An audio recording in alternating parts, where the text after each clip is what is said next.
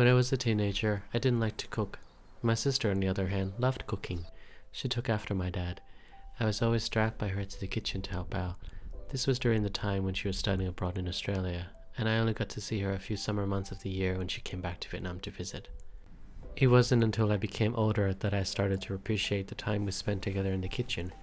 It was how we connected after not seeing each other in person for almost the whole year. Gradually, cooking became something that I was passionate about, and it no longer felt like a chore. Now, every time we test or develop a new recipe, we tell each other our successes or failures, so we could try to cook the dishes ourselves and give each other tips. I've recently created my own version of this yakisoba recipe that I'm excited to share with you, but don't tell my sister because I haven't told her about it yet. To get started, you need 1 spring onion, 1 cabbage leaf, 1 carrot, 70 grams of pork slices, 1 cup baby king oyster mushroom, 60 gram bean sprout, and 1 garlic clove. There are many different types of stir-fry noodles dishes around the world, but this Japanese style is by far one of my favorites. It's simple, quick to put together, so it's perfect for a weeknight dinner. The tender pork, the sweet cabbage, the earthy and dewy mushroom works wonderfully well with the fragrant, tangy, savory, and sweet sauce to create a complex, yet simple flavor profile of this dish. This dish is the perfect comfort food.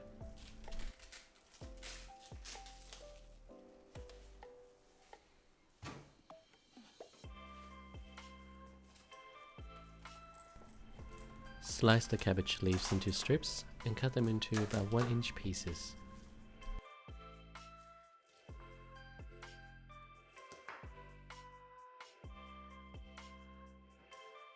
Peel and julienne the carrots. There are multiple ways you can do this. If you have a slicer, you can use that too. Here, I'm cutting them in half and then into slices, stack them up, and then julienne them.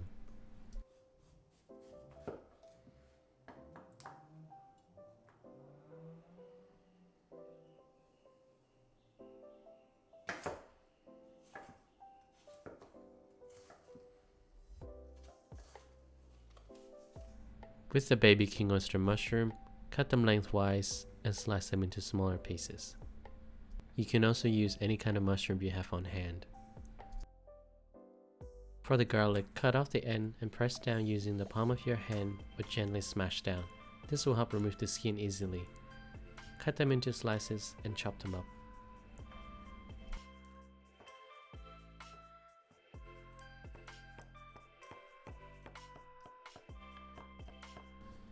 With the spring onion, cut off the roots, cut it in half, and chop them up.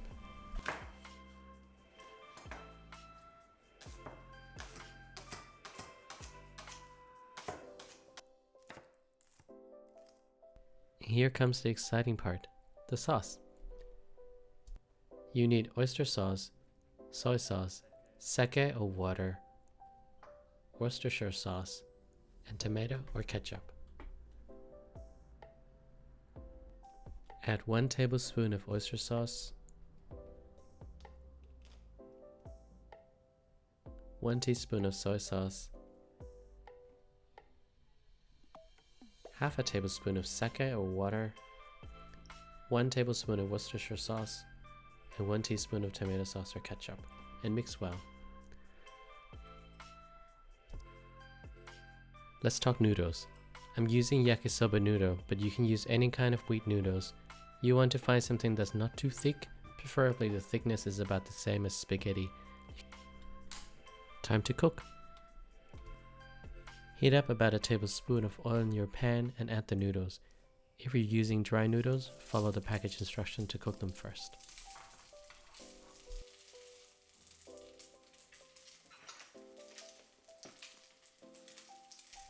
Add half a tablespoon of sake or water on top of each of the noodle package.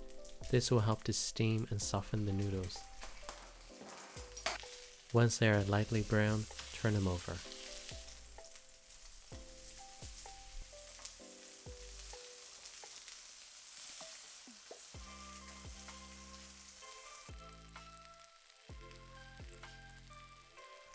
Give them a few gentle shakes to loosen them. Use your spatula to cut them in half.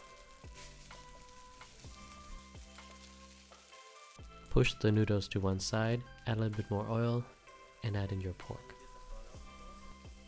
Separate the slices so they cook a bit more evenly.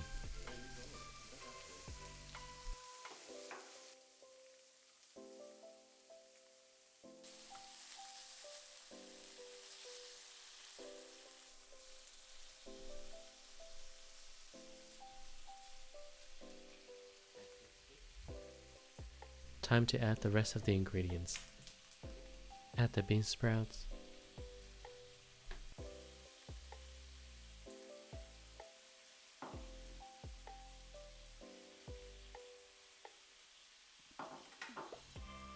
add in your cabbage as well,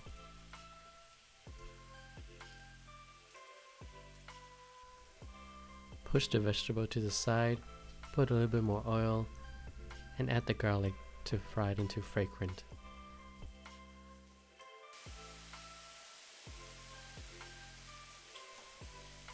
Here's your chance to add the carrot in as well.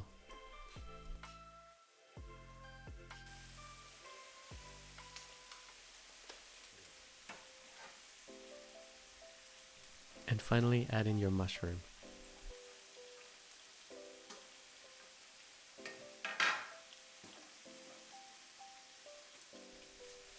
While we're waiting for the vegetables to soften and cook, you know what time it is? Snack break time. I picked up another flavor of this brand. The name got me curious. It's called Starlight Pang Pang. Turns out it's chocolate covered almond with bits of popping candy.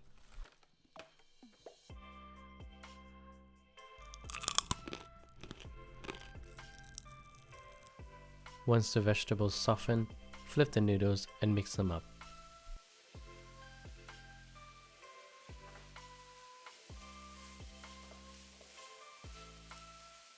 Frying the noodle this way will give you crispy bits of the noodles.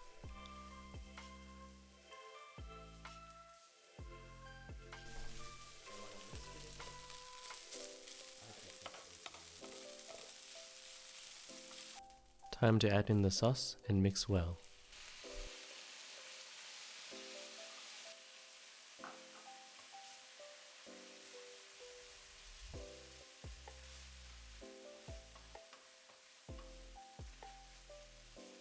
You can add some salt here to taste if you like.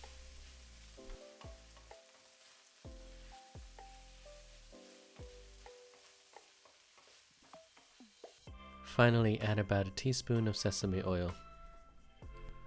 Fun fact, sesame oil smoke point is 177 degrees Celsius or 350 degrees Fahrenheit for my American friends. So if you put it in too early, the oil will deteriorate and lose its flavor.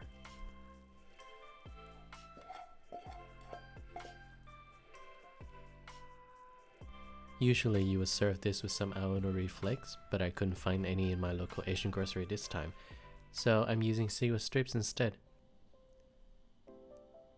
Pickled ginger also goes well with this. Now this pickled ginger is different to the one you have with sushi. The one you have with sushi is slightly sweeter, this one on the other hand is saltier and a little bit stronger.